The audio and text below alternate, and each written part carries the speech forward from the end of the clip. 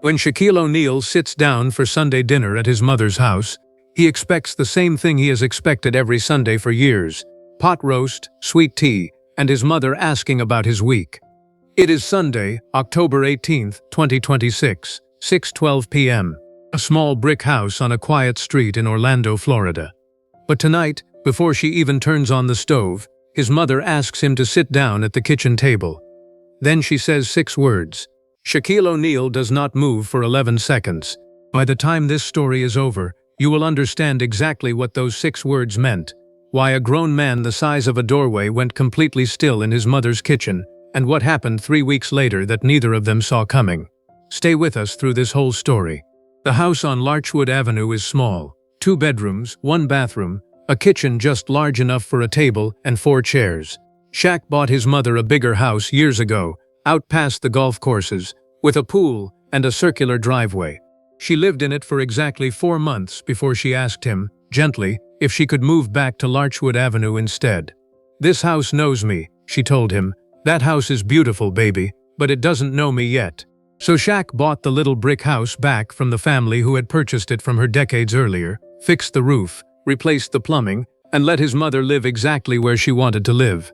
Every Sunday since, he has driven over around 6, ducking his head under the low kitchen doorway, the same way he has ducked under doorways his whole life. Tonight is no different, at first. The smell of onions and garlic drifts from the stove, though nothing is cooking yet.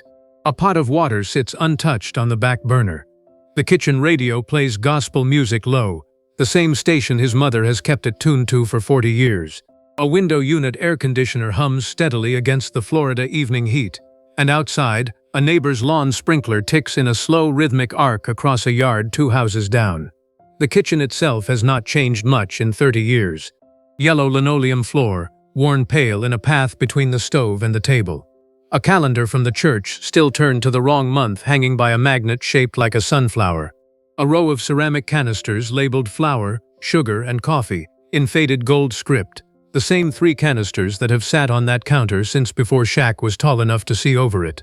The driveway outside is empty except for Vera's own faded blue sedan, parked at the same careful angle it has been parked in for 15 years, and Shaq's black SUV pulling in beside it, tires crunching softly over a few loose pebbles near the curb. A porch light, yellowed with age, glows weakly above the side door even though the sun has not yet fully set.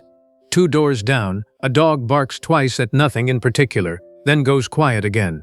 Shaq walks in through the side door, the way he always does, calling out before he even reaches the kitchen. "Mama, I'm here. Smells like Sunday already." His mother is standing at the counter, not cooking, just standing, her hands resting flat on the countertop's edge. She turns when she hears his voice, and something in her face makes him slow down before he reaches her. "Sit down for a minute, baby," she says, "before we start dinner." Shaq lowers himself into one of the kitchen chairs, the wood creaking under him the way it has creaked under him for years. His mother does not sit across from him right away. She stays standing at the counter for a moment longer, her back to him, her shoulders rising and falling with one slow breath. Then she turns around, wipes her hands on her apron even though they are already dry, and looks at her son the way she used to look at him when he was small and about to hear something important. "Your sister is looking for you." 6 words. That is all she says. Shaquille O'Neal does not move. His hands stay flat on the table. His eyes stay fixed on his mother's face. The gospel radio keeps playing low in the background. The pot of water sits untouched on the stove. 1 second, 2 seconds. His jaw does not tighten. His breath does not catch audibly. He simply goes still, the particular stillness of a very large man who has just heard 6 words that do not fit anywhere in the life he thought he understood. 3 seconds. His mind moves faster than his body, running backward through every conversation he has ever had with his mother, searching for some earlier version of this sentence, some clue he might have missed. He finds nothing. There has never been a version of this sentence before tonight. 4 seconds. 5. His hands stay flat on the table, fingers spread, the way they had been resting a moment earlier when he thought this was going to be an ordinary Sunday. The gospel radio plays on, unaware, a woman's voice rising softly through a hymn about mercy. 6 seconds. 7. His mother does not repeat herself. She stands there, waiting, her hands now folded in front of her apron, watching her son's face the way she has watched it since the day he was born, reading it for whatever comes next. 8 seconds. 9. The kitchen clock ticks on the wall above the stove, a sound Shaq has heard 1,000 Sundays and never once noticed until this exact moment. 10 seconds. His eyes have not blinked. His mother's eyes have not left his. 11 seconds. Then Shaq exhales, long and slow, and the first word out of his mouth is barely a whisper. "What did you just say to me?" But to understand why 6 words could stop a 7'1", 325-pound man cold in his own mother's kitchen, you have to go back. You have to go back further than the championships, further than the business empire, further than any of it. You have to go back to a 16-year-old girl in Newark, New Jersey, in the winter of 1968. Shaq's mother was not always the woman who raised a legend. Before any of that, she was simply a girl named Vera, the second oldest of 6 children, living in a cramped apartment above a laundromat on a street where the radiators clanked all winter and the hot water ran out by 7 in the morning. Vera was 16 years old when she found out she was pregnant. The father was a boy from 2 blocks over, 17 years old himself, gone before she even worked up the courage to tell him. He moved with his family to Philadelphia that spring, and Vera never heard from him again. For 3 weeks before she told anyone, Vera carried the secret alone, going to school every morning in the same wool coat with the missing button, sitting through classes she could not concentrate on, feeling sicker every day, and telling her mother it was something she'd eaten. She used to sit on the fire escape outside her bedroom window at night, even in the cold, because it was the only place in that crowded apartment where nobody could hear her cry. Vera's own mother, a strict, God-fearing woman who worked 6 days a week at a textile factory, did not yell when Vera finally told her. She simply went quiet in a way that frightened Vera more than yelling ever could. She set down the mending in her lap, folded her hands, and stared at the wall above the stove for a long time before she spoke a single word. There was no money for another mouth in that apartment. There was barely money for the 6 mouths already there. Vera's mother made the arrangements through the church, quietly, the way such things were often handled in those years. A Catholic adoption agency 2 counties over, a closed adoption, no names exchanged, no forwarding address. Vera was sent to stay with a cousin in another neighborhood for the final months, her absence explained to the rest of the family and the neighbors as an extended visit to help care for a sick relative. Vera's mother, Shaq's grandmother, passed away in 1998, years before any of this letter or registry existed. She had never once, in all the years afterward, brought up that spring of 1969 to her daughter, though Vera sometimes wondered, in later years, whether her mother had carried her own version of quiet grief about the decision she had made on Vera's behalf. She never got the chance to ask her directly, and by the time Vera might have found the courage, her mother was already gone. It was one more piece of unfinished conversation Vera had learned, slowly, to live alongside. Vera held her daughter for 11 minutes in a hospital room in March of 1969, before a nurse gently took the baby from her arms. She was allowed to give the child one thing before she left, a name, written on a small card tucked into the infant's bassinet. Vera named her Renata, after her own grandmother, the only piece of the girl's history she was ever allowed to give her. She remembered, decades later, the exact weight of her daughter in her arms, the particular way the hospital blanket smelled of starch, the nurse's soft voice saying it was time. She remembered other details too, small ones that had stayed with her far longer than she ever expected. The pale green paint on the hospital room walls, a radiator clicking in the corner, not unlike the one in her own family's apartment. A window with a view of a parking lot, gray March sky, a single crow sitting on a lamppost outside. She remembered counting her daughter's fingers, all 10 of them, memorizing the shape of a face she would spend the next 57 years trying not to forget, and the particular softness of the blanket wrapped around her, a pale yellow the color of early daffodils. The nurse who took the baby that day was gentle about it, more gentle than the moment deserved to feel, murmuring something soft and practiced, the kind of words nurses in those years had likely said hundreds of times to hundreds of frightened young women in that same room. Vera never remembered the words themselves, only the tone, kind and final all at once. Vera never told anyone what happened that spring. Not her friends, not years later the sergeant she would marry, not the son she would raise to become one of the most famous men in the world. She carried it the way people carried things in those years, quietly, folded small enough to fit inside a normal life. She moved back home 2 months later, thinner and quieter than before, and nobody in the family ever asked her a single question about the sick relative she had supposedly been caring for. The 5 years that followed were not easy ones. Vera finished high school a year behind her original class, having missed most of a semester during her time away. She took a job at a laundromat 2 blocks from her family's apartment, the same kind of laundromat her own family had once lived above, folding other people's clothes for 8 hours a day, and telling herself, quietly, that this was simply what her life was now. She kept a small ritual those years, one she never told anyone about, not even decades later. Every March 14th, Renata's birthday, Vera would buy a single cupcake from the bakery near the laundromat, sit alone on a bench in a small park 2 blocks away, and eat it slowly, watching children play on the swings, allowing herself exactly 1 hour to think about the daughter she was not raising before folding the feeling carefully away again, the way she folded everything else that year. She dated a little in those years, cautiously, never letting anyone get close enough to ask about her past. She went to church every Sunday with her mother, sang in the choir, taught Sunday school to a room full of children roughly the age her own daughter would have been. An irony she felt keenly every single week but never spoke aloud to another living soul. She met Sergeant Philip Harrison in the winter of 1971, at a church social 2 counties over, introduced by a cousin who thought the quiet, serious young soldier might be good company for her equally quiet, serious cousin. Philip was steady in a way Vera had never experienced from anyone in her life, punctual, plain-spoken, utterly without pretense. He did not try to impress her, he simply showed up, again and again, reliable in a way that slowly, carefully, began to feel like safety. They married 18 months later, in the summer of 1972, a small ceremony in the same church where Vera had once taught Sunday school. Vera never told Philip about the daughter she had given up 3 years earlier, not because she thought he would leave her over it. She had by then simply built such a careful, practiced silence around that spring in 1969 that breaking it felt impossible, even for the man she loved and trusted more than anyone else in her life. She went on to build that normal life with real effort and real love.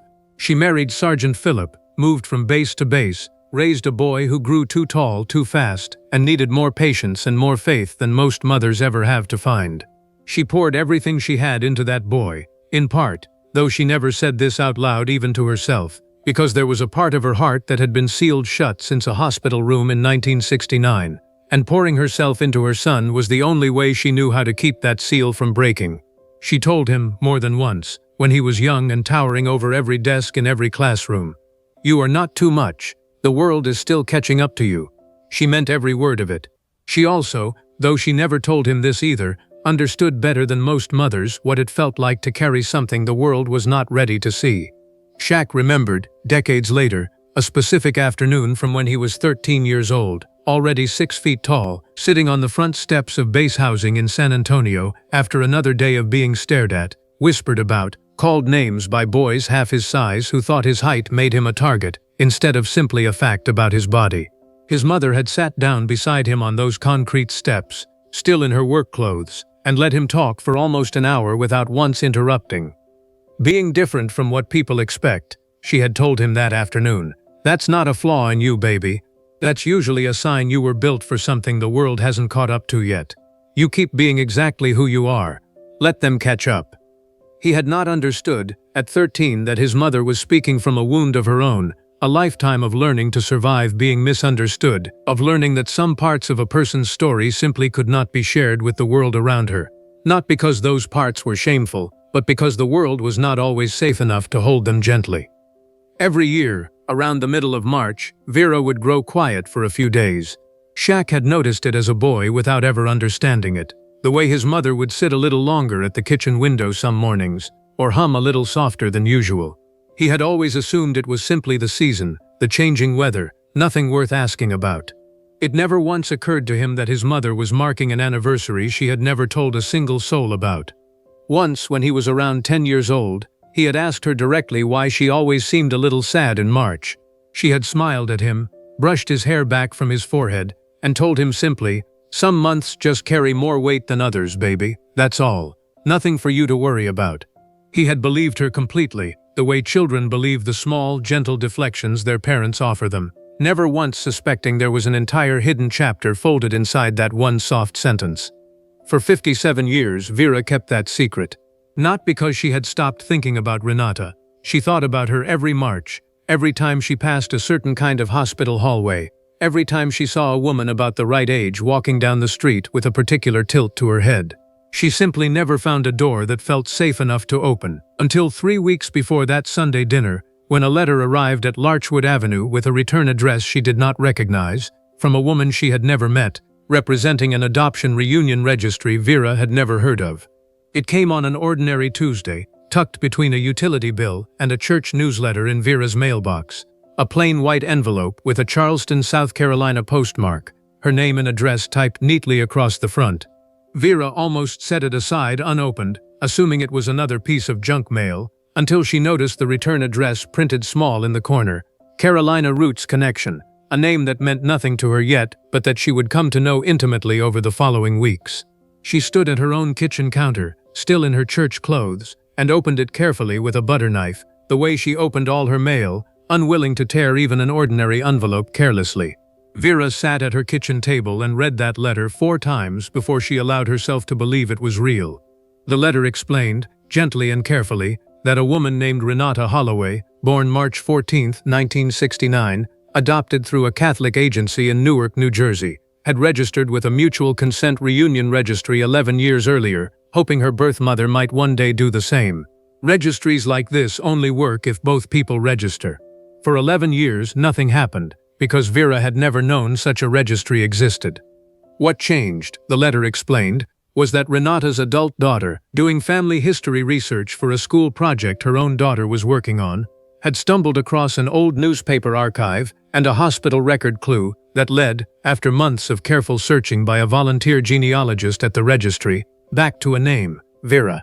The school project itself had been simple enough, an assignment for Della's daughter to build a family tree going back 3 generations for a 5th-grade social studies class. Della, curious herself and never having pursued the registry search her mother had started years earlier, began digging through old records almost as a favor to her daughter, never expecting to find anything beyond a few names and dates for a poster board. Instead, a volunteer genealogist named Priscilla Nincamelu, who worked with the registry 2 afternoons a week entirely without pay, noticed a pattern in the records Della had uploaded to a public genealogy site and spent the better part of 4 months quietly cross-referencing hospital archives, old church adoption records, and newspaper birth announcements from Newark in the spring of 1969. It was slow, careful, unglamorous work, the kind that rarely made headlines but occasionally, quietly, changed everything for the families involved. Priscilla had been doing this kind of volunteer work for 6 years, ever since her own mother had been reunited with a brother given up during the difficult years of the Biafran conflict decades earlier. She never spoke much about her own family's story, but it lived quietly behind every case file she opened, a private understanding of exactly how much these searches could mean to the people waiting on the other end of them. Renata Holloway was now 54 years old, retired after 30 years as a labor and delivery nurse in Charleston, South Carolina. She had spent 3 decades helping other mothers hold their newborns for the first time, a detail the letter noted almost in passing, though it would later feel to Vera like the most important sentence in the whole page. Vera did not tell anyone about the letter for 9 days. She carried it in her apron pocket the way she used to carry grocery lists, taking it out at odd moments, reading it again in the quiet of her own kitchen before anyone else was awake. During those 9 days, Vera went about her regular life with an unsteadiness only she could feel. She burned a pan of cornbread on the 3rd day, something that had not happened to her in 20 years. She sat through an entire church service on the following Sunday without hearing a single word of the sermon, her mind circling the same question over and over. What if this was a mistake, some cruel coincidence, and not really Renata at all? And underneath that fear, a quieter, more dangerous hope. What if it was real?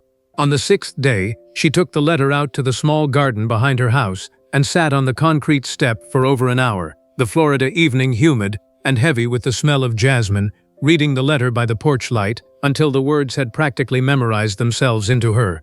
On the 9th day, she called the number listed at the bottom of the letter and spoke for 40 minutes with a soft-spoken woman named Carol Ashby, a volunteer coordinator with the Reunion Registry who had handled cases like this for over a decade. Carol's voice was calm and practiced, the voice of someone who had made this exact kind of call hundreds of times before and never once let it become routine. She asked Vera gentle, careful questions first, not about Renata, but about Vera herself. How are you feeling right now, in this moment? Do you have anyone you can talk to about this? Is there anyone in your life who already knows what happened in 1969? No one, Vera admitted quietly. Not one living soul. That's all right, Carol said gently. A lot of birth mothers carry this completely alone for decades. You're not unusual, Vera, even though I know it might feel that way. We see this exact story more often than you'd think. Does she know? Vera asked, her voice barely steady. Renata, does she know you're calling me right now? She knows we found a match consistent with her records, Carol said carefully. She doesn't have your name yet, and she won't unless you decide to share it. She registered 11 years ago and has been waiting patiently ever since. I want you to know, Vera, there's no urgency on her end either. She told me once, early on, that she'd rather wait her whole life for the right moment than rush someone who wasn't ready. Something in that sentence settled Vera more than anything else Carol had said. A woman who had waited 11 years without a single word, and was still willing to wait longer if that was what it took. Carol explained the process gently. Nothing had to happen quickly. Nothing had to happen publicly. If Vera wanted, the registry could simply confirm both parties' consent to be identified to each other, and then Vera could decide, in her own time, on her own terms, what to do next. Take whatever time you need, Carol told her. There's no clock running here except the one you set for yourself. Vera set her own clock at 9 more days. On the 10th day, a Sunday, she decided it was time to tell her son. Back in the kitchen on Larchwood Avenue, Shaq sits across from his mother, the 6 words still hanging in the warm air between them. Your sister, he repeats slowly, testing the shape of the words in his own mouth. Mama, I don't have a sister. I've got 3 siblings, and none of them are secret. Vera pulls out the chair across from him and sits down for the first time since he arrived.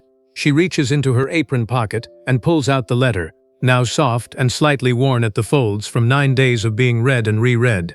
Before I married your stepfather, she says quietly, before you, there was someone else. A long time ago, baby. I was 16 years old. Shaq takes the letter from her hands. His eyes move down the page slowly, the way a person reads something they cannot quite believe. He reaches the name Renata Holloway. He reaches the date, March 14, 1969.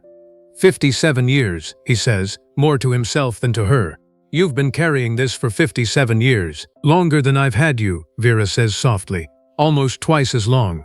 Shaq sets the letter down on the table, gently, the way a person sets down something they are afraid of damaging. He reaches across the table and takes his mother's hand in his, her small hand nearly disappearing inside his. Why didn't you ever tell me? He asks, and there is no anger in the question, only something closer to grief. Because there was never a version of telling you that didn't feel like reopening something I'd spent my whole life keeping closed, Vera says. I was ashamed for a long time, not of her, of myself, for letting her go. And then so many years passed that the silence itself felt like the only thing I had left to give her, keeping it safe, keeping it mine. Shaq is quiet for a long moment, his thumb moving gently over the back of his mother's hand. Outside, a car passes slowly down Larchwood Avenue, headlights sweeping briefly across the kitchen window before disappearing. Do you ever wonder what she looks like? Shaq asks quietly. Did you let yourself imagine that, over the years? Vera's eyes fill again. Every single year, she says. I used to imagine her at every age. 6 years old, learning to read. 16, the age I was when I had her. 30, 40. I gave her a whole imaginary life in my head because it was the only way I knew how to stay close to her without ever actually being close to her. What did you imagine she became? Shaq asks. Something good, Vera says softly. I always imagined she became something good. I don't know why, but I never once let myself imagine anything else for her. Maybe that was the one gift I could still give her, even from this far away, just believing she turned out all right. Have you called her? He asks finally. This Carol Ashby. Have you told her you want to move forward? Not yet, Vera admits. I told her I needed a few more days. I told her I needed to tell you first, before anything else moved. Why me first? Shaq asks gently. Because you're the only person alive who's ever made me believe that being different from what people expected wasn't something to be ashamed of, Vera says, her eyes filling. You spent your whole life proving that the things people think are too much about a person are usually the things worth the most. I needed to hear you say this was still okay before I could believe it myself. Shaq stands from his chair, ducking automatically to avoid the low-hanging light fixture above the table, and comes around to kneel beside his mother's chair, his enormous frame folding down until his eyes are level with hers. "Mama," he says softly, "you didn't do anything wrong. You were 16, you did what you had to do to survive, and then you built a whole life out of love for the rest of us. That's not something to be ashamed of, that's something to be proud of." Vera presses her hand against her mouth, and for the first time in 57 years, she lets herself cry about it in front of another person. Shaq stayed kneeling beside her chair for a long while, not rushing her, letting the sound of her crying fill the small kitchen the way it needed to. When she finally quieted, wiping her face with the corner of her apron the way she had wiped 1,000 small messes over the decades, she looked at her son with something like relief mixed into the exhaustion on her face. "I thought telling you would feel like losing something," she admitted softly. "Like once it was out of me, it would belong to somebody else too, and I'd have less of it to hold on to. But it doesn't feel that way at all." "How does it feel?" Shaq asked gently. Vera thought about it for a moment. "Lighter," she said finally. 57 years, and I never once thought the word for finally telling the truth would be lighter. But that's exactly what it is." Shaq stayed at the house until almost 11 that night, long after the pot roast had gone cold on the stove, untouched, both of them too full of everything else to think about dinner. He drove home slowly, the radio off, the letter's contents replaying in his mind the whole way. He did not sleep much that night. He sat on the edge of his own bed for a long while, thinking about a 16-year-old girl on a fire escape in Newark, thinking about every March his mother had gone quiet without him ever asking why, thinking about 57 years of a secret carried alone. The following Tuesday, Shaq kept his standing golf game with his old friend Charles, mostly out of habit, needing something ordinary to hold on to while everything else in his understanding of his family rearranged itself. The course was quiet that morning, mist still clinging low to the fairways, a single groundskeeper working slowly along the edge of the 6th green as they passed. "You've been quiet all morning," Charles said as they walked toward the 7th hole. "Everything all right?" Shaq considered how much to say. "My mother told me something this weekend," he said finally. "Something she's been carrying for almost 60 years. Turns out I've got a sister I never knew existed." Charles stopped walking. "A sister? Shaq, that's..." He paused, searching for the right word. "That's a lot." "It is," Shaq agreed. "But you know what's strange? I'm not angry. I thought I would be, somehow, if something like this ever came up. Instead, I just keep thinking about how long she carried it by herself." "How old was she?" Charles asked, "when it happened." 16, Shaq said quietly. 16 years old, alone, no money, no choices anybody would call real choices. She's been carrying that for almost 60 years, Charles, and I never had the slightest idea." Charles shook his head slowly. "You ever think about how much of the people we love we actually know?" he said. "I mean really know. My father passed 4 years ago, and I still find things out about him sometimes, little pieces I never had access to while he was alive. Makes you wonder how much of anybody's story stays private, even the people closest to us." Charles was quiet for a moment, considering that. "My grandmother used to say some secrets aren't about hiding something bad," he said. "Sometimes they're about protecting something that mattered too much to risk losing." Shaq nodded slowly, turning that thought over as they reached the tee box. "Yeah," he said quietly. "I think that's exactly what this was." They finished the round mostly in comfortable silence, and by the time they reached the clubhouse, Shaq felt steadier than he had in days, grateful for an old friend who knew when to ask questions and when to simply walk alongside him. But here is where the story does not stay simple. Because when Shaq got up the next morning, he did not just let his mother handle this alone. Monday morning, Shaq called his assistant Dana Whitfield, before he had even finished his coffee. "I need you to look into something for me," he said, quietly. "A woman named Renata Holloway, Charleston, South Carolina, retired labor and delivery nurse, and an adoption reunion registry called Carolina Roots Connection. I need to know everything, but I need my mother's name kept completely out of it until she's ready." There was a brief pause on the line before Dana spoke again. "Is everything all right, Shaq?" she asked carefully. "You sound different than usual." "I found out I have a sister," Shaq said simply, 54 years old. "My mother's been carrying this alone since before my stepfather, before me, before any of it. I need to understand who this woman is before my mother takes one more step toward meeting her. I'll take care of it, Dana said quietly. And Shaq, for what it's worth, I'm glad you called me instead of trying to carry this by yourself too. Dana had worked for Shaq long enough to know that when his voice went this quiet and this careful, the request mattered more than almost anything else on his calendar that week. She cleared her Monday schedule without being asked, canceling a sponsorship call and pushing a board meeting to the following week. Dana started, as she always did, with the public and the verifiable. Registry forums, professional licensing records, local newspaper archives from Charleston going back decades.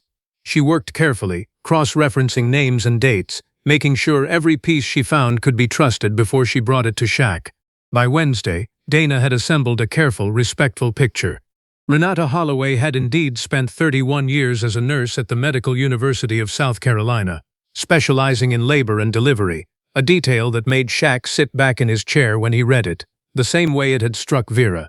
Renata had raised 2 daughters of her own, Simone and Della, worked as a volunteer doula for underinsured mothers in her retirement, and had registered with the Reunion Registry 11 years earlier after her adoptive parents, both of whom she described warmly and gratefully in a short profile on the registry's public forum, had passed away within a year of each other. Dana also found a handful of local news mentions, a hospital newsletter photo from 2019 honoring Renata's 3 decades of service, a short quote from a colleague describing her as the nurse every scared first-time mother asks for by name.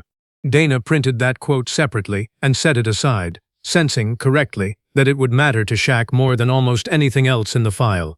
She brought the full report to Shaq's house in person that Wednesday evening, rather than emailing it, sensing this was not the kind of information that belonged in an inbox. She found him in his kitchen, still in his golf clothes, from earlier that day, waiting at the counter with 2 cups of coffee already poured. "Tell me the important parts first," Shaq said, sliding one of the cups toward her. "Not the whole file, just tell me who she is." Dana set the folder down but did not open it right away. "She's exactly who your mother's letter said she was," Dana said. "But Shaq, there's more to her than just the facts. I spent 2 hours reading through old hospital newsletters and local features about her work. This woman has spent her entire career making sure other mothers never feel alone in a delivery room. There's a quiet thread running through everything I found about her, like she's been looking for something her whole career without quite knowing what it was." Shaq was quiet for a moment, turning his coffee cup slowly on the counter. "You think she knew, somewhere in the back of her mind, that she was looking for her own mother the whole time?" "I think that's not for me to say," Dana said gently. "But I think you should read this quote before you decide anything else." She slid the printed page across the counter, the line from Renata's colleague catching the kitchen light. "The nurse every scared first-time mother asks for by name." Shaq read it twice, the same way his mother had read her letter 4 times before believing it. "She's not looking for anything," Dana told Shaq. "I read through everything Carol Ashby was willing to share. She's not looking for money. She's not looking for fame." Her exact words on the registry profile were, "I just want to know if she thought about me. That's all I've ever wanted to know." Shaq sat with that sentence for a long moment before he spoke again. "Set up a call between Carol Ashby and my mother," he said finally. "Not me first, her. This has to happen on my mother's terms, not mine." Thursday afternoon, Vera called Carol Ashby back and told her she was ready to move forward. Carol explained that Renata had already indicated, months earlier when she first registered, that she was open to a phone call before anything else. No pressure, no rush. Friday evening, at 7 p.m., Vera sat at her kitchen table, with the phone in her hand, and Shaq sitting quietly across from her, there because she had asked him to be there, not to speak, just to be present. The gospel radio had been turned off for the first time in as long as Shaq could remember. The kitchen unusually silent, except for the hum of the window unit and the faint tick of the wall clock. Even the neighbor's dog, which normally barked at this hour, seemed to have settled for the evening, leaving the whole street outside unusually still, as if it too understood that this particular Friday evening deserved a little extra quiet. Vera had changed her blouse twice before the call, unable to explain to herself why it mattered what she was wearing for a phone conversation nobody but Shaq would see. Her hands, when she finally picked up the phone, were shaking badly enough that Shaq reached over and steadied them with his own. "You don't have to do this tonight," Shaq said gently, watching her fingers tremble around the phone. "We can wait." There's no rule that says this has to happen right now. Vera shook her head firmly. I've waited 57 years, she said. I'm not waiting one more night.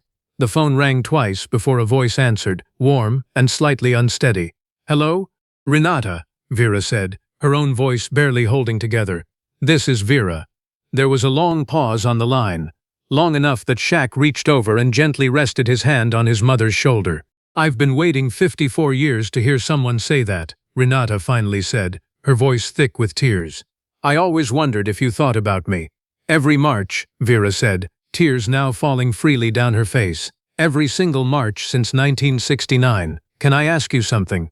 Renata said softly. Something I've wondered my whole life. Anything, Vera said. Did you ever hold me, before they took me? Vera closed her eyes, pressing the phone tighter against her ear. 11 minutes, she said. I counted every second of it. I have never forgotten a single one of those 11 minutes, not once, not in 57 years. On the other end of the line, Renata made a small broken sound, half laugh and half sob.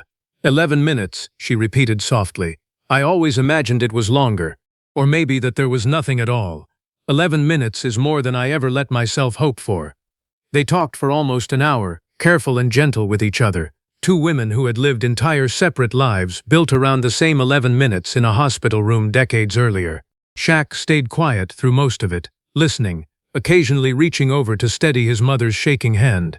Near the end of the call, Renata asked, hesitantly, if there was any chance they might meet in person someday.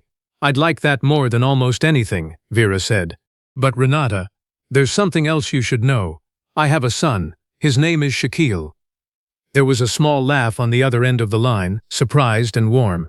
The basketball player? That's him, Vera said, smiling through her tears for the first time. He's sitting right here with me. Shaq leaned toward the phone slightly. Hi Renata, he said, his voice gentle in a way that surprised even him. I've got about 11 minutes worth of things I'd like to say to you, but I figure we've got time to work up to it. Renata laughed again, a real laugh this time, and somewhere in that small sound, something in the kitchen on Larchwood Avenue felt lighter than it had felt in 57 years. After the call ended, Renata sat alone in her own kitchen in Charleston for a long time, the phone still warm in her hand, staring at nothing in particular. Marcus found her there 20 minutes later, still sitting in the same chair, tears dried on her cheeks but a small, steady smile on her face that he had never quite seen on her before. Well? He asked gently, sitting down across from her. She thought about me every March, Renata said quietly, as if she still could not quite believe it. 57 years, Marcus, every single March. I spent my whole life wondering if I even crossed her mind, and it turns out I never once left it. Marcus reached across the table and took her hand, letting her sit with that for as long as she needed. 2 days later, Carol Ashby received a short, warm email from Renata thanking her for over a decade of quiet, patient work on cases just like this one. Carol read it at her desk at the registry's small office, one of hundreds of similar letters she had received over the years, and yet, she would later tell a colleague, each one still landed exactly as powerfully as the first ever had. Some people think this work is about paperwork and databases, Carol said.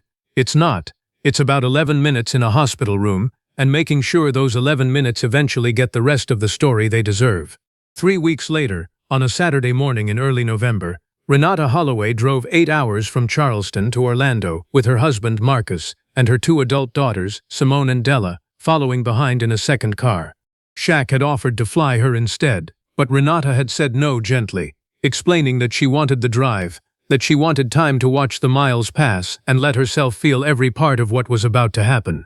They left Charleston before sunrise, the highway empty and dark for the first hour, coffee cups in the cup holders, Marcus driving while Renata sat quietly in the passenger seat watching the sky slowly turn from black to gray to pale gold somewhere around the South Carolina and Georgia line.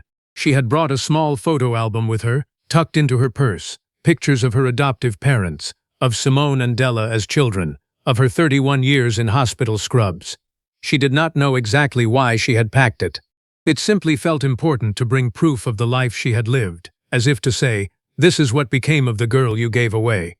Simone and Della, following in the second car, had spent most of the drive quiet themselves, both of them occasionally reaching for their phones to reread the short, careful email their mother had sent them 3 weeks earlier explaining everything. Still trying, mile after mile, to fully absorb the size of what was about to happen at the end of the road. They arrived at the little brick house on Larchwood Avenue just after 11 in the morning.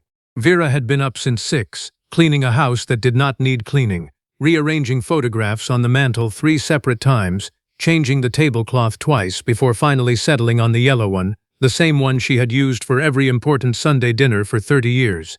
When the car pulled into the driveway, Vera stood at the screen door, one hand pressed flat against the frame, watching a woman she had not seen since she was 11 minutes old step out of the passenger seat. Renata was tall, with silver-streaked hair pulled back neatly, wearing a soft blue cardigan despite the Florida warmth. She stood beside the car for a moment, looking at the small brick house, at the woman standing in the doorway, before she started walking up the front path. Vera stepped out onto the porch. Neither of them said anything for a long moment. They simply stood there, studying each other's faces the way people study a photograph they have waited a lifetime to see developed. A wind chime on the porch eave stirred faintly in the light breeze, the only sound on the whole quiet street. Renata's hands trembled slightly at her sides. She had rehearsed this moment 100 times on the long drive down, planned exactly what she would say, and now, standing 3 feet from the woman who had given birth to her 54 years earlier, every rehearsed word disappeared completely. "You have your grandmother's eyes," Vera said finally, her voice breaking. "I named you after her. I don't know if anyone ever told you that." "Nobody ever told me anything," Renata said softly. "But I've always wondered where the name Renata came from. Now I know." They embraced on the porch, slowly at first, then tightly, both of them crying, both of them holding on the way people hold on when they are afraid the moment might turn out to be a dream. Vera pressed her face into her daughter's shoulder, feeling, for the first time in 57 years, a physical weight she had only ever carried in memory. Shaq stood back near the doorway, giving them the space they needed, watching his mother hold a daughter she had carried in her memory for 57 years finally hold her back. He found, to his own surprise, that he was crying too, quietly, without any embarrassment about it at all. Marcus, Renata's husband, stood quietly near the car with Simone and Della, all 3 of them wiping their own eyes, watching a family expand right in front of them on a quiet street in Orlando. Della held little Ren on her hip, the toddler watching the scene with wide, curious eyes, sensing, the way small children often do, that something important was happening even without understanding what it was. Eventually Vera pulled back just far enough to look at Renata's face again, both hands still holding her daughter's arms. "I never stopped thinking about you," Vera said. "Not for one single March in 57 years. "I know that now," Renata said. "That's all I ever needed to hear." Simone and Della came up the porch steps next, both wiping their eyes, both hugging Vera in turn, calling her nothing yet, unsure what word fit a woman they had just met but who was, undeniably, their grandmother. Simone held on a beat longer than expected, whispering, "I've been imagining this moment since I was 14 years old and Mom first told me she was adopted," before pulling back, embarrassed by her own honesty. Della, holding baby Ren against her hip, waited her turn patiently, then leaned in to let Vera see the little girl's face up close. "This is Ren," Della said softly, "your great-granddaughter." Vera's hand trembled as she reached out to touch the toddler's small cheek, and Ren, entirely unbothered by the tears streaming down a stranger's face, simply reached out and grabbed a fistful of Vera's cardigan, babbling something happily in her own private language. "4 generations," Vera whispered, mostly to herself. "I never imagined I'd get to stand on a porch with 4 generations of my own family in one afternoon." Marcus hung back a moment longer, giving the women their space, then shook Shaq's hand firmly at the bottom of the porch steps. "I've watched you play basketball since I was a boy," Marcus said, a little sheepish. "Never thought I'd be standing on a porch about to become part of your family." Shaq laughed, a real laugh, the tension of the morning finally breaking. "Neither did I, honestly. But I'm glad you're here. All of you." Inside the house, over a lunch nobody quite finished because there was too much talking and too many tears to eat properly, Renata told Vera about her career. 31 years spent helping other mothers hold their own newborns for the first time. A choice she admitted, quietly, she had never fully understood the reason for until this exact moment. Simone, 30 years old, a schoolteacher in Charleston, kept glancing at Vera's hands as she spoke, the way she gestured, the particular way she tilted her head when she was listening closely. "You move your hands just like Mom does," Simone said at one point, half laughing, half amazed. I didn't think that was something you could inherit, but here we are." "It's not just her hands," Della added, grinning. "Y'all have the exact same laugh. I noticed it the second you both started crying and laughing at the same time on the porch. Identical." Marcus, still a little overwhelmed by the whole morning, leaned back in his chair and looked around the crowded table. "I've been married to Renata for 26 years, he said, shaking his head slowly. "I thought I knew everything there was to know about this woman. Turns out there was a whole chapter of her story neither of us had access to until 3 weeks ago. Does it change how you see her?" Vera asked gently, curious rather than defensive. Marcus considered the question seriously before answering. "No," he said finally. "If anything, it explains her better. All those years volunteering at the clinic, staying late for scared young mothers who had nobody else in the room with them.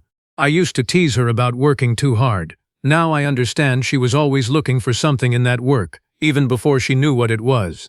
Meeting you doesn't change who she is, Vera. It just finally gives the rest of us the full picture." Vera reached over and squeezed Marcus's hand, grateful, in a way she had not expected to feel toward a son-in-law she had known for only a few hours, for how gently he had received a truth that could easily have unsettled a marriage instead of deepening one. "Welcome to the family, Marcus," Shaq said, raising his glass of sweet tea. "Complicated, a little overdue, but real." Marcus laughed and clinked his glass against Shaq's. "I'll drink to that." Della, 26, the younger daughter, had brought her own 2-year-old daughter along, a small girl named Wren who spent most of the lunch climbing onto Shaq's knee, entirely unbothered by his size, patting his enormous hand with her small one as though testing whether it was real. "I think some part of me was always trying to be in the room," Renata said, "for every mother, because I never got to know what it felt like to be held by mine past those first 11 minutes, so I made sure I was there for everybody else's 11 minutes instead." Vera reached across the table and took her daughter's hand, unable to speak for a long moment. Shaq, sitting at the head of the table, watched his mother and his newly found sister hold hands across a kitchen table that had fed exactly one family for 57 years and was now, quietly, permanently, feeding a bigger one.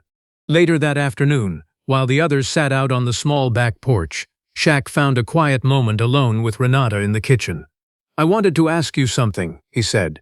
"Not for a video, not for any camera, just for me. What made you finally register with that search all those years ago?" Renata thought about it for a moment before answering. "My adoptive mother passed when I was 43, she said. And in her last few months, she told me something I never forgot. She said, 'I always knew there was a woman out there who loved you enough to give you the best life she could think of, even though it meant she couldn't keep you herself.' That's not abandonment, Renata. That's about the hardest kind of love there is." I registered 3 weeks after her funeral. Shaq was quiet for a long moment, thinking about his own mother's version of that same impossible love, carried silently for nearly 6 decades. "She sounds like she understood something a lot of people never figure out," he said finally. "She did," Renata said, smiling through fresh tears. "And so does yours, apparently. 57 years and she never once stopped hoping." "Tell me about them," Shaq said. "Your parents. The ones who raised you." Renata's face softened into something wistful. "Harold and Miriam Holloway," she said. "He was a postal worker, she taught 3rd grade. They tried for years to have children of their own and couldn't, and when the agency called about me, Harold always said it was the best phone call of his entire life. They gave me piano lessons and summer camp, and told me over and over that I was chosen, not given up. I didn't understand until I was an adult how much intention went into raising a child that way, making sure I never once felt like an afterthought." "Miriam used to keep a little notebook," Renata continued, smiling at the memory. "Every year on my birthday, she'd write a page about who I was becoming, what I loved, what made me laugh that year. She gave me the whole notebook when I turned 18. I still have it. 36 pages of a woman who wasn't obligated to love me the way she did, choosing to anyway, year after year." Shaq listened quietly, thinking about his own mother's version of that same choice, made under very different circumstances but rooted, he realized, in exactly the same kind of fierce, deliberate love. "They sound like good people," Shaq said. "The best," Renata said. "And I think that's part of why it took me so long to search. I never wanted them to think I was looking for a replacement. It wasn't until they were both gone that I finally let myself wonder without feeling like I was betraying them." "I don't think wondering about where you come from is ever a betrayal of where you ended up," Shaq said quietly. "I think it's just being human." Renata reached over and squeezed his hand, the gesture of someone who had known him for decades instead of a single afternoon. "You sound like your mother," she said. "I get that a lot," Shaq said, smiling. In early December, true to what she had promised herself, Vera made the 8-hour drive to Charleston, this time with Shaq behind the wheel, the two of them talking for most of the trip about things they had never quite found the words for before. Decades of small, unspoken understandings finally spoken aloud somewhere around the Georgia state line. Somewhere past Valdosta, with the interstate stretching flat and empty ahead of them, Vera turned to look at her son properly, the way she rarely got to when he was driving her somewhere in her own daily life. "Can I ask you something, baby?" she said. "Something that's been sitting with me since that Sunday." "Anything, Mama. Are you angry with me? Really angry, underneath all the kindness you've been showing me? I'd rather know the truth than have you carry it quietly the way I carried mine." Shaq was quiet for a long moment, watching the road, choosing his words carefully. "I was angry for about a day," he admitted finally. "Not at what happened, at the thought of you carrying it alone for so long, without anybody to help hold it. That's the part that got to me. Not the secret itself, the loneliness of it." Vera's eyes filled, and she looked out the passenger window at the pine trees blurring past. "I didn't know how to ask for help with something like that," she said quietly. "There wasn't a way, back then, to ask for help without also asking for judgment." "There is now," Shaq said gently. "That's the whole point of where we're driving." They stopped for gas outside Savannah, and Vera insisted on buying them both boiled peanuts from a roadside stand, the same kind she used to buy on family trips when Shaq was young. And for a few minutes, sitting in the parked car eating peanuts out of a paper bag, it felt like an ordinary Sunday drive instead of the beginning of the most important reunion of either of their lives. They arrived in Charleston, just as the late afternoon light turned everything gold, the humidity of the coastal air settling warm against the windshield even in December. Shaq parked along the curb outside a row of modest one-story homes, azalea bushes still holding a few stubborn late blooms, a wind chime somewhere down the block ringing softly in the breeze coming off the harbor a few miles away. Renata's house sat on a quiet street lined with live oaks dripping Spanish moss, a modest one-story home with a wraparound porch and a garden Renata tended herself every weekend. When Vera stepped inside for the first time, she stopped in the front hallway, looking at a wall of family photographs, decades of a life she had never been part of, and yet somehow, looking at Renata's face at every age from infancy to now, she recognized pieces of herself in nearly every frame. "That's the nose," Vera said softly, pointing at a photo of Renata at 17. "That's my mother's nose, your great-grandmother's." Renata studied the photo alongside her, seeing, for the first time in her life, a physical inheritance she could finally name. "Nobody ever told me where that nose came from," she said, laughing through tears. 54 years of looking in the mirror and wondering. They sat together in Renata's kitchen that evening, long after dinner had ended, the two of them alone at the table while Shaq and Marcus watched a basketball game in the next room, their occasional laughter drifting faintly down the hallway, and Vera finally asked the question she had carried the longest. "Were you happy?" Vera asked quietly. "In your life, growing up?" "I need to know that, Renata. I need to know the years I missed were still good ones." Renata reached across the table and took her mother's hands in both of hers. "I was happy," she said firmly. "I had a good childhood, a career I loved, a family of my own." There was always a small, quiet question underneath all of it, but it never once stopped me from living a full life. "And now," she said, her voice breaking slightly, "now I get to close that question with the best possible answer. You never stopped thinking about me. That's enough. That's more than enough." The next morning, before the drive back to Orlando, Renata asked if Vera and Shaq would like to see the birthing center where she still volunteered, a small non-profit clinic on the edge of downtown Charleston serving mothers who could not afford private hospital care. The clinic was modest, 4 delivery rooms and a small waiting area with mismatched chairs and a hand-painted mural of a sunrise on one wall, painted years earlier by a group of teenage volunteers from a nearby church youth group. The smell of antiseptic mixed faintly with fresh coffee from a small break room, and somewhere down the hall, a baby's thin cry rose and then quieted again, comforted. Renata walked them through with quiet pride, introducing them to 2 younger nurses on duty that morning, both of whom lit up immediately at meeting Renata's newfound family. "Miss Renata talks about her family from Florida, one of the nurses said, smiling at Shaq with barely contained excitement. But she never once mentioned the family included Shaquille O'Neal. Renata laughed, a little embarrassed. I was still getting used to saying it myself, she admitted.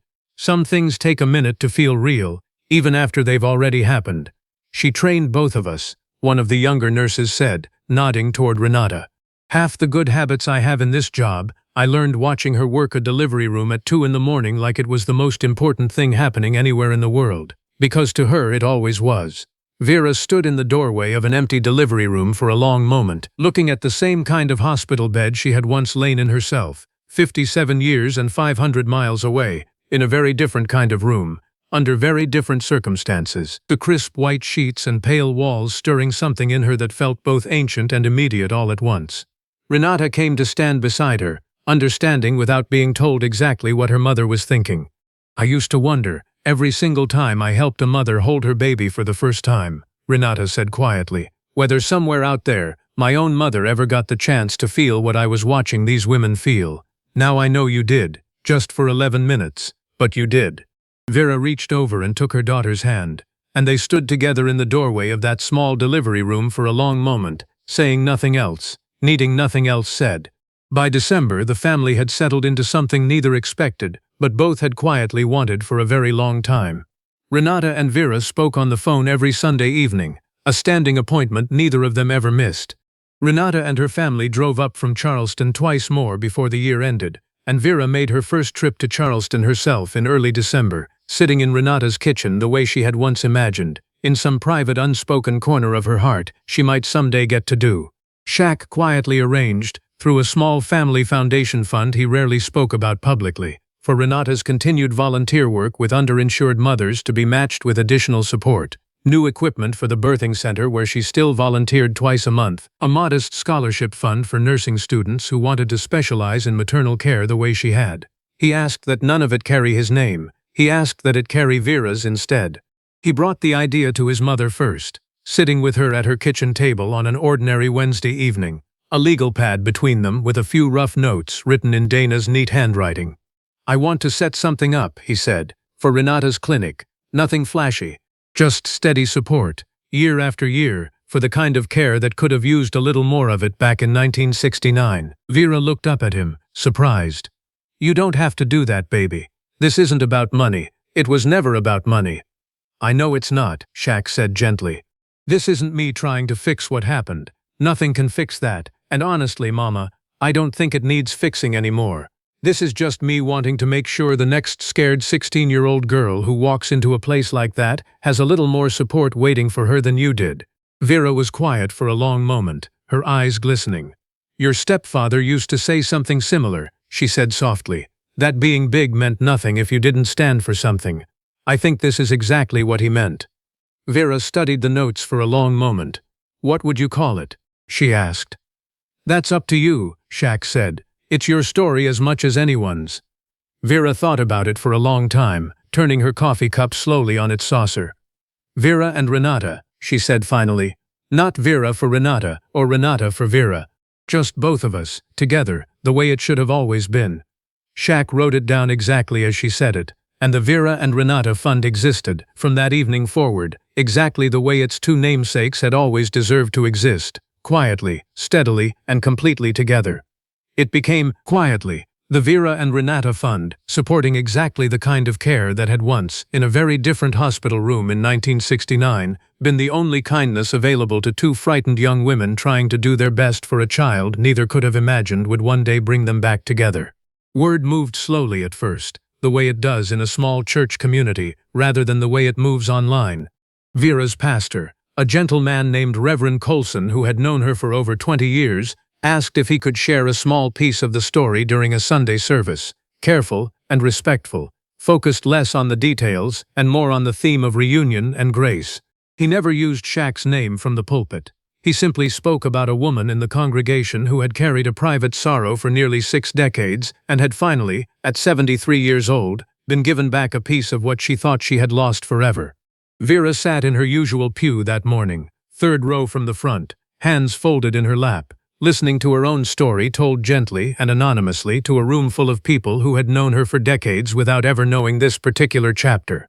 Reverend Colson closed his remarks with a single line that Vera would repeat to herself many times over the following months. The Lord does not always heal a wound the moment it happens. Sometimes He simply makes sure the wound stays tender enough that, decades later, it can still be mended. Several older women in the congregation approached Vera quietly after that service, some in tears themselves, a few admitting for the first time in their own lives that they, too, had carried private histories nobody in the pews around them had ever known about. One woman, Miss Odetta Finch, 81 years old, held Vera's hands after the service and said simply, 57 years. The Lord's timing is not our timing, but it is still His timing. Another woman, much younger, in her 30s, approached Vera in the parking lot afterward, hesitant, twisting her car keys in her hands. She introduced herself only as a member of the young adult ministry and admitted, quietly, that she had placed a child for adoption herself 11 years earlier and had never told anyone in the church, afraid of being judged. Vera held both of her hands and told her the same thing she wished someone had told her 57 years earlier. There is no shame in loving someone enough to give them a chance you couldn't give them yourself. You hear me? None. Vera gave the young woman Carol Ashby's number before she left the parking lot that day, tucked onto a scrap of paper torn from her own church bulletin. 6 months later, the woman found Vera again after a Sunday service, this time smiling instead of trembling, and told her, quietly, that she had registered with the same reunion registry the week after their conversation. She did not yet know if or when her own reunion might come, but she said she finally felt less alone carrying the wondering, and that alone, she told Vera, had already changed something in her. You gave me permission to stop being ashamed, the young woman said. I don't think you'll ever know what that's worth. Vera simply squeezed her hand. I think I know exactly what it's worth, she said quietly. I spent 57 years finding out. A local Charleston newspaper ran a short, gentle feature on Renata a few months later, focused mainly on her 3 decades of nursing work and the new scholarship fund now supporting nursing students in her name, with only a brief, respectful mention of her recent reunion with her birth family. Renata had asked that the piece stay small and quiet, and the reporter, to her credit, honored that request. By the time that first year closed, the Vera and Renata Fund had quietly supported 11 nursing students pursuing maternal care specialties, funded new monitoring equipment for the birthing center where Renata still volunteered twice a month, and covered emergency delivery costs for 6 uninsured mothers in the Charleston area who might otherwise have faced impossible bills during the most vulnerable weeks of their lives. One of those mothers, a 19-year-old named Keisha, who reminded Renata, more than she ever said out loud, of a girl she would never get to meet but somehow already understood, sent a handwritten thank you card to the birthing center that Renata kept taped inside her kitchen cabinet, in almost the exact same spot where Vera, 500 miles away, still kept an old adoption letter folded soft at its creases. Keisha had come to the clinic 7 months pregnant, uninsured, working 2 part-time jobs and living with an aunt who had little room to spare. Renata had sat with her through 3 appointments, holding her hand through the parts that frightened her most, the same way Renata sometimes thought she wished someone had been able to sit with her own mother 54 years earlier. When Keisha's daughter was born healthy in early spring, she named the baby Vera, after a name Renata had mentioned once in passing without ever expecting it to matter to anyone else. You didn't have to do that, Renata told her, stunned, holding the newborn for a brief moment in the same delivery room where she had once told Vera about 11 minutes and 57 years. I wanted to, Keisha said simply. Some names are supposed to keep traveling. Feels right to let this one keep going. 1 year later, on a warm Sunday evening in October, the little brick house on Larchwood Avenue was full in a way it had never been full before. Renata and Marcus, Simone and Della with their own families, Shaq, ducking under the low kitchen doorway the way he always had, carrying 2 folding chairs from his trunk because the kitchen table, even with its leaf extended, could no longer seat everyone who now called this house home on a Sunday. Vera stood at the stove, humming along with the gospel radio, stirring a pot of something that smelled like it had been simmering all afternoon, surrounded by more family than her kitchen had held in 57 years. The same 3 ceramic canisters still sat on the counter: flour, sugar, coffee, faded gold script worn even softer by another year of use, steady witnesses to everything that had changed around them. Little Wren, now 3 years old, sat on the kitchen floor near Vera's feet, banging 2 wooden spoons together in a rhythm only she understood. occasionally looking up to grin at the room full of relatives she had somehow always been meant to have. Simone had brought her own new fiancé to meet the family for the first time that evening, a quiet, polite young man named Terence, who spent most of dinner looking faintly overwhelmed by the sheer size and warmth of the gathering, until Marcus leaned over and told him, laughing, "Don't worry, son. It took us all a year to get used to this many people loving each other loudly in one kitchen." Terence laughed nervously and glanced around the crowded table. "Simone told me a little about how you all found each other," he said carefully, looking toward Vera. "I hope it's all right to say, that's about the most remarkable thing I've ever heard." Vera smiled at him warmly. "It is remarkable," she agreed. "But I've learned something this past year, young man. The most remarkable things usually start out looking like ordinary Tuesdays. A letter in the mailbox. A phone call you almost don't answer. You just never know which ordinary moment is about to become the important one."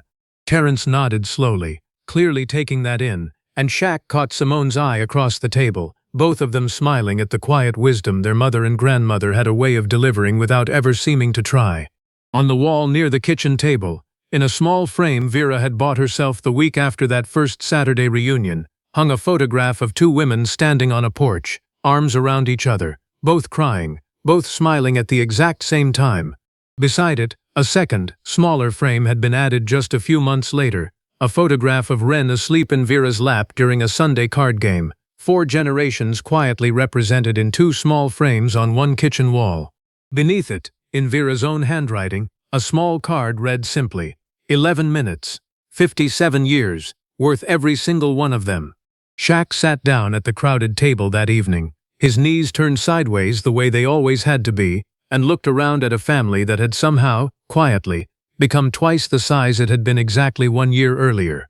"You know," he said, leaning toward his mother as the noise of the full table settled into a comfortable hum around them, "I used to think I knew everything about you, every story, every lesson, everything you'd been through." Vera smiled, reaching over to pat his enormous hand with her small one. "Baby, a woman my age has got a few chapters she hasn't gotten around to reading you yet. That's not a secret. That's just called living a long life."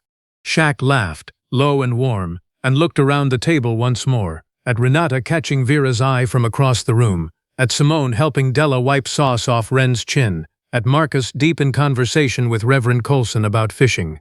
Reverend Colson had become, over the past year, a regular fixture at these Sunday gatherings, invited by Vera not long after that first quiet sermon, and he had grown especially fond of trading fishing stories with Marcus, the two of them planning, loudly and with great enthusiasm, a trip to the coast that neither of them had actually scheduled yet. Ren toddled over to Shaq's chair and held up both arms, demanding to be lifted, and he scooped her up easily with one enormous hand, settling her against his shoulder while she immediately reached for his ear, fascinated by it the way she seemed fascinated by every new part of this large, warm, endlessly expanding family she had somehow been born into at exactly the right moment. Shaq sat down at the crowded table that evening, his knees turned sideways the way they always had to be, and looked around at a family that had somehow, quietly, become twice the size it had been exactly 1 year earlier. Later that evening, after the dishes had been cleared and the pie had been served twice, the family gathered in the small living room for what had become, over the past year, a standing Sunday tradition, an easy, unhurried card game that somehow always took 2 hours longer than it needed to because nobody could stop talking long enough to actually finish a round. Della dealt the cards while Ren sat in Vera's lap, sound asleep despite the noise around her, one small fist curled against Vera's collar. Simone teased Shaq mercilessly about a missed free throw from a game 20 years earlier that she had apparently never forgotten, and Marcus laughed so hard at Shaq's defense of the shot that he had to set his cards down entirely. Renata caught Vera's eye across the room at one point, both women smiling the exact same smile without either of them noticing they were doing it, a family resemblance that had waited 57 years to finally be seen by the people who shared it. "I keep thinking," Renata said quietly, during a lull in the card game, "about how close this almost never happened. If Simone hadn't done that school project, if the registry volunteer hadn't kept searching, if you hadn't answered the phone that Friday." "But it did happen," Vera said, reaching over to squeeze her daughter's hand. "That's the only part that matters now. Because somewhere out there right now, someone is carrying a piece of their own story they've never told anyone. A decision made young and afraid. a name written on a small card, and then folded away for safekeeping. This story is a reminder that the truth doesn't always arrive to punish us. Sometimes it arrives, decades late, simply to finish something love started a long time ago. And sometimes the bravest thing a person can do isn't keeping a secret forever. It's finally sitting someone down, taking a breath, and saying the 6 words they've been carrying for 57 years. Maybe you are the one carrying something like that right now. A piece of your own history you've never found the right moment to share. If that's you, this story is a reminder that it is never too late for that moment to arrive, and that the people who love you are usually stronger and more ready than you give them credit for. Long after the card game ended and the last of the family had said their goodnights, Shaq stayed behind a while longer, helping his mother dry the last of the dishes the way he had helped her since he was a boy too small to reach the top shelf without a chair. "You know what I keep thinking about?" Vera said, handing him a plate to dry. "That letter almost went to the wrong address. Carol told me later, the registry had an old address on file from years back. If we'd moved even once more before it arrived, it might have gone nowhere at all." Shaq set the dried plate down carefully and looked at his mother. "But it didn't," he said. "It found exactly who it was supposed to find, exactly when it was supposed to find her. Maybe that's not luck, Mama. Maybe that's just how these things work when they're meant to work out." Vera smiled, tired and full and happy in a way Shaq had rarely seen on her face before. 57 years is a long time to wait for a happy ending, she said. "But I think I finally understand why some stories take that long. They're not supposed to be rushed. They're supposed to arrive exactly when everybody involved is finally ready to hold them." Shaq hung the dish towel on its hook by the sink, the same hook it had hung on for 30 years, and wrapped his arms gently around his mother one more time before he left for the night. "6 words, he said softly, into the top of her head. "You changed everything with 6 words, Mama." "I had 57 years to think about which 6, Vera said, her voice muffled against his chest. "I wanted to make sure they were the right ones." Shaq walked out to his car a few minutes later, pausing at the end of the driveway to look back at the little brick house, warm light glowing behind the kitchen curtains, his mother's silhouette moving slowly across the window as she finished her own quiet routine before bed. It looked exactly like it had looked 1,000 other Sunday nights. It also, somehow, looked like a completely different house than the one he had walked into a year earlier. He thought, driving home through the quiet Orlando streets, about how a single Sunday dinner, 6 words, and 11 seconds of silence had quietly rearranged the shape of his entire family, not by breaking anything, but by finally letting something whole finish becoming whole. Before you go, drop a comment right now and tell us where you're watching from. We read every single one, and we love knowing how far these stories travel around the world. And if this story moved you even a little, please hit that like button right now. It takes 1 second, and it helps this story reach someone out there who might be carrying their own version of a 57-year silence. And if you're new here, welcome. Hit that subscribe button and join a community that believes it's never too late for the truth to bring people closer instead of pulling them apart. Share this video with one person today, just one. Because that's exactly how healing travels. One honest conversation, one open door, one family at a time. Now click on the video appearing on your screen right now, because the next story we have for you is just as powerful as this one. We will see you there.